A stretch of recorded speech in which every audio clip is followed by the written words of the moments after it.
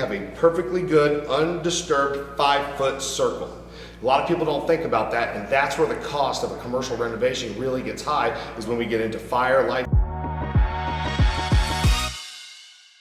Hey guys, John Pruitt from Addison Riley, 776-5009. We're back here at Pensacola next to the Sprint and TJ Maxx on Davis Highway.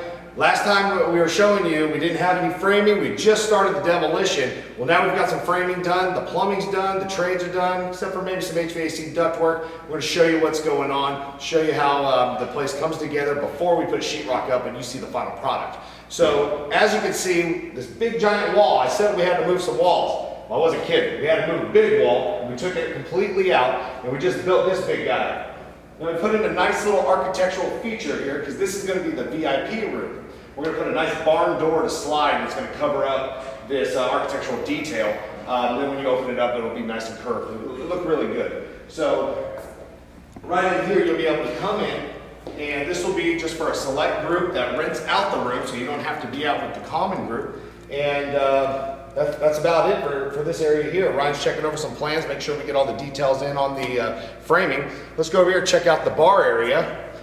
We have all of our sheetrock sitting here because we're going to be leaving the ceiling grids out, but we've got a bunch of sheetrock to do on this wall and this one. So a lot of this is fire rated for our firewall on the back side. Now a lot occurred to get to this point, and what you can't see, because it's been covered up fairly well, is this nice big giant trench.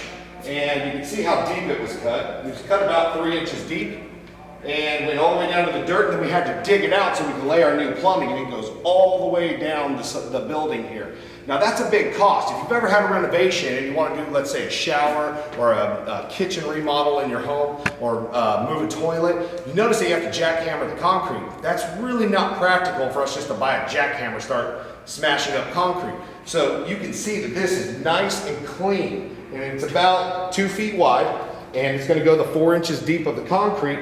And we had a company actually come in with a machine, and they saw cut this all the way down for us. That saves a lot of time. It does cost you some money, but when you're talking time, money, you know, you've got somebody who's paying a lease while they're waiting.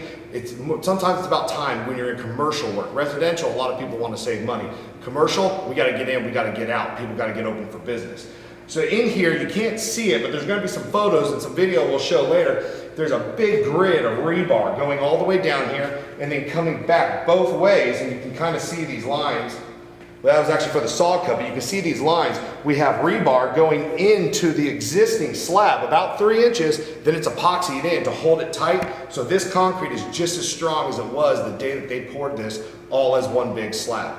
So this is going to be our kitchen area. They'll run some more outlets, some more plumbing, and this will be for the beer and wine and refreshment area. Put in a full kitchen. Great little area. Now here's something that's awesome. You got to think about, and a lot of people don't think about this. I see it in residential a lot, but remember, this is commercial. We have to think about life safety. We have to think about trips, falls, spills, all those different things. Well, this wall here can't be moving. It's got to be able to have somebody that's at least 300 pounds plow into it, and it doesn't break. It'll obviously be structured by the cabinetry when it's in here. It gets screwed to it, and that makes it stronger. But we put in these all-thread rods here.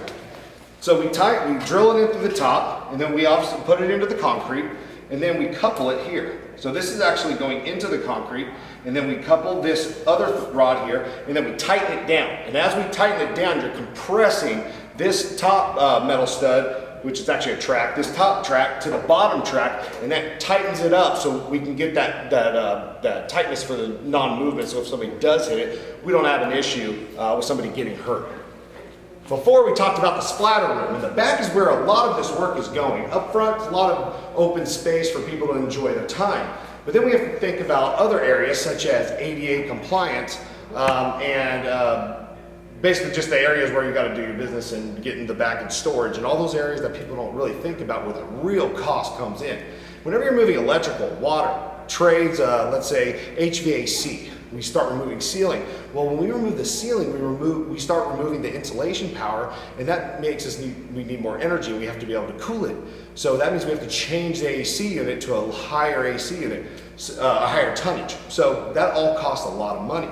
So when we did that, we now have room to put in a splatter room that's going to go all the way to the ceiling, and we may cap that up there. up at the top. But for right now, it's going all the way to the ceiling. Remember, we're painting all the ceiling black. And this is going to be the room when we put the finishing touches in, where you get to come in and just start throwing paint all over the walls.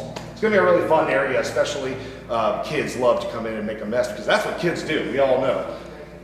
So coming back here, we have the ADA bathrooms. We actually had to rip them out because they weren't ADA compliant. And we had to resort them. We had to cut the concrete out and move the toilets and move the sinks, and that's really about it. Oh, and the drains in the floor. So we want to be able to have someone in a wheelchair come in through the door and then be able to make a complete turn, and that's a 5-foot diameter. So if you're looking into a building and you're going to move in and it's a commercial space, you have to remember, you have to have a bathroom where somebody in a wheelchair can come in and you have a perfectly good, undisturbed 5-foot circle. A lot of people don't think about that, and that's where the cost of a commercial renovation really gets high, is when we get into fire, life safety, sprinklers, ADA compliance. Those are all very important things for the people who have those disabilities. In the back, we put above the bathrooms, we put a floor system in, so that can be the storage. So if we're getting tight on space, we're running out, we think we might need storage. We may not even need the storage right now, but it's good to always think ahead. Put a ceiling at a lower height, and then you can put a floor system above it, and that could be your storage. You see that a lot downtown, where you'll see maybe a half-built wall, and then up top, because all the spaces are really small, you'll see all of their boxes and all of their files and everything being stored up top, because you really have no reason to go up there except for the once every year you got to find a file.